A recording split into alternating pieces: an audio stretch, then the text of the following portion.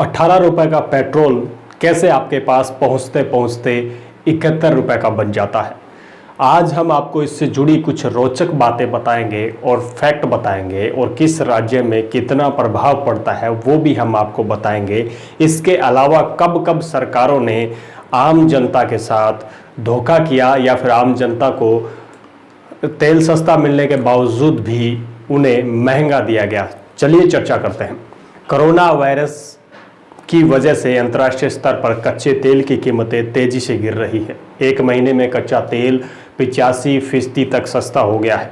जी हाँ, कच्चे तेल की कीमतें $65 प्रति बैरल से गिरकर $10 प्रति बैरल तक आ गई है।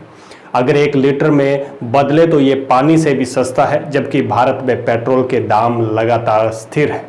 यहाँ तक कि सरकार ने इस पर एक्साइज ड्यूटी और बढ़ा दी है। आपको बता दें कि जब आप 71 रुपये लीटर की दर से पेट्रोल खरीदते हैं तो ये सारा पैसा पेट्रोल कंपनियों को नहीं देते हैं। इसमें से आधे से ज़्यादा पैसा जो टैक्स के रूप में केंद्र और राज्य सरकारों को जाता है। आइए जान लेते हैं भी कैसे पेट्रोल के दाम तय होते हैं। IOC यानी इंडियन ऑयल कॉरपोरेशन की वेबसाइट पर दी गई जानकारी के मुताबिक इस समय दिल्ली में 1 लीटर पेट्रोल की कीमत 17.96 रुपये है। अगर आसान शब्दों में कहे तो विदेशों से कच्चा तेल खरीदने के बाद उसे रिफाइन करने के बाद कंपनियां 17.96 रुपये प्रति लीटर में उपलब्ध करा रही है।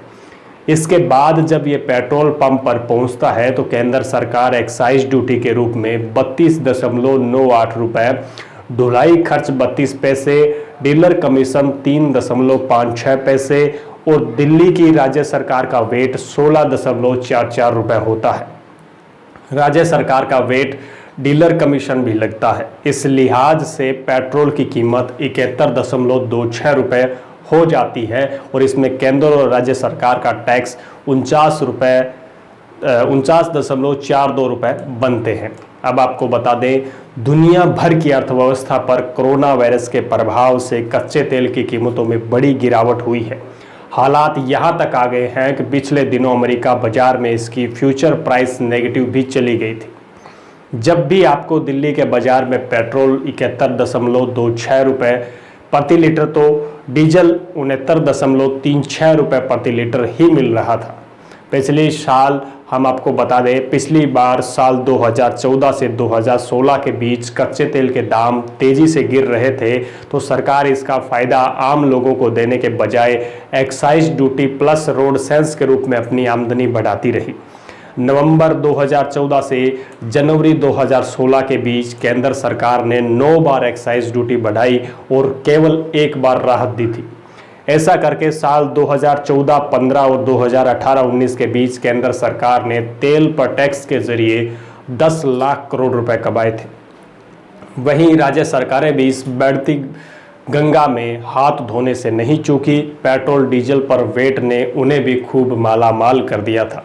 साल 2014-15 में जहां वेट के रुपए में 1.3 लाख करोड़ रुपए मिले तो वहीं 2017-18 में यह बढ़कर 1.8 लाख करोड़ रुपए हो गया। इस बार भी जब कीमतें घटनी शुरू हुई तो केंद्र सरकार ने इस पर टैक्स और बढ़ा दिया। अब हम आपको बता दें कि कौन कौन से राज्यों में अभी टैक्स बढ़ाया गया है। हरियाणा सरकार ने भी डीजल पर 1.1 रुपये प्रति लीटर और पेट्रोल पर 1 रुपये प्रति लीटर टैक्स बढ़ा दिया है। आज यानी के दिन ही चंडीगढ़ में डीजल की कीमत जो है 59.30 रुपये प्रति लीटर है और पेट्रोल की कीमत जो है 65.82 रुपये प्रति लीटर है।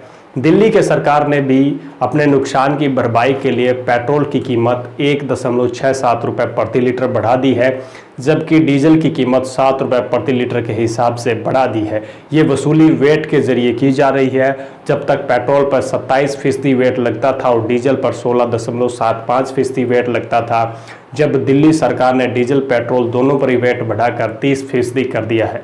ऐसा ही असम ने किया है और ऐसा ही नागालैंड और मेघालय ने भी अपने वेट बढ़ाकर जो है लोगों की जेब पर सीधे तौर पर डाका मारा है। ये थी खास अपडेट, खास जानकारी। आखिर पेट्रोल डीजल की कीमतें कैसे तय होती है और कितने रुपए में अभी फ़िलहाल जो है कच्चा तेल मिल रहा है और उसका कैसे कैसे डिवाइडेशन कर कर वो पैसा या फिर वो तेल जो है आपके पास पहुंचते पहुंचते 71 से 74 रुपये प्रति लीटर तक हो रहा है। आज के लिए बस इतना ही। लगातार खास खबरें पाने के लिए आप हमें फेसबुक पे फॉलो कर सकते हैं, और अगर आप यूट्यूब पे देख रहे हैं तो चैनल को सब्सक्राइब करके बेल आइकन का बटन जरूर दबा दें।